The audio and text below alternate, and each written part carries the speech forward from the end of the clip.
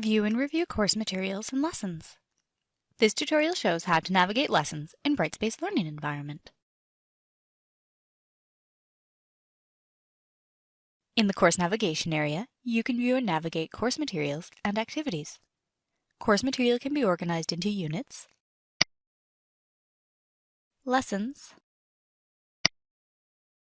optional folders, and materials.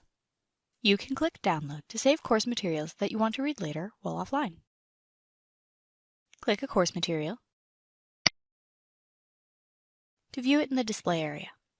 Use the Course Navigation area to navigate to other course materials.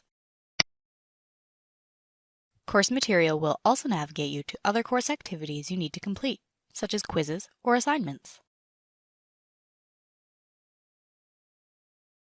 View and review course materials and lessons.